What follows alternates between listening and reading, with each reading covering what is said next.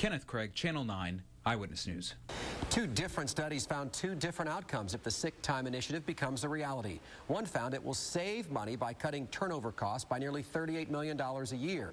It could also save about $7 million in health care costs by reducing ER visits. But the second study says the sick leave would cost businesses between $70 million and $82 million. And more than half of the affected businesses would see a drop in profits.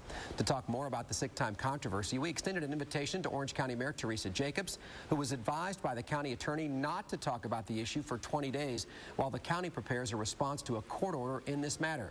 We also reached out to Jacob Stewart, who represented local businesses in this fight, and he became ill himself this week. In addition, several individual businesses passed on our offer to discuss this hot-button issue. We do have State Representative Scott Randolph, a local attorney, who took up the sick leave cause, and we will also be joined by one of the petitioners as well.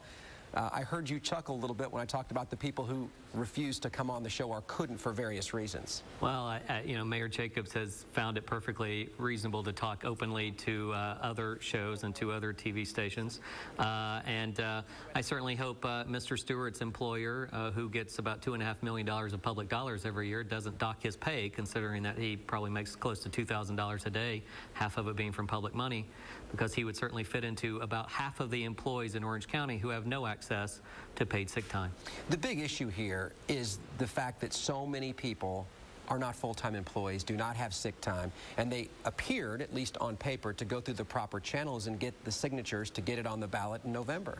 That's exactly right. Look, we followed the charter. The charter specifically says gather this number of petitions, and that the county commission has to act. They either have to adopt the ordinance or reject the ordinance, and then pass a resolution to place it on a referendum within 30 days of the supervisor of elections, telling them that the requisite number of petitions had been gathered. The supervisor of elections told them that on August 17th. They had till September 16th to act. They delayed. Immediately after the supervisor of elections told them that, every county commissioner, except for Commissioner Tiffany Russell-Moore, sent a memo to Teresa Jacobs saying, let's not take this up till the full 30 days is out.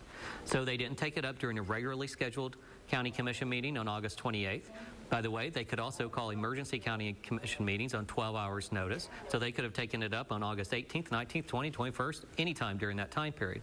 They basically took a knee and tried to run out the clock, and they were successful in doing so because Commissioner Brummer, working with the Republican Party of Florida, intentionally, flagrantly violated the charter provisions, and that's what the court's going to decide here in a few days. When you look at this issue, though, Mayor Teresa Jacobs said that basically the language of this was too confusing. The way that it would be presented to voters would be very difficult on a ballot. Well, look, if she's going to parrot the talking points of out-of-state big businesses, we could just save ourselves some taxpayer money and vacate that position of county mayor. But look, so I'm surprised they haven't found death penalties in this ordinance yet. The big business boxes, the big businesses are just trying to create confusion among voters. And I'd love to have that debate, but we don't get to have that debate now because thanks to the Republican Party and thanks to Brummer and 3 other commissioners, we won't be having that debate this fall because they violated the charter, which is basically the constitution for the county. Think of it as the county's constitution. And Brummer intentionally and flagrantly violated that constitution for the county. So there will be no debate about earned sick days.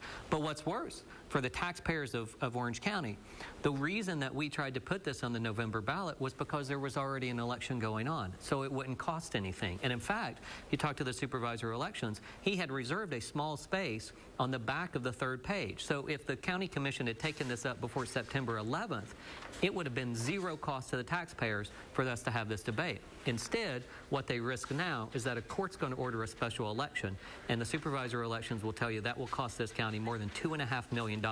So Fred Brummer and the Republican Party are risking $2.5 million of taxpayer money simply because they wanted to flagrantly violate the county charter. The sick time initiative is going to be debated now for some time. We're going to ask Representative Scott Randolph about the possibility that he or folks that he's associated with go after those individual commissioners with potential lawsuits. That's next on Central Florida Spotlight.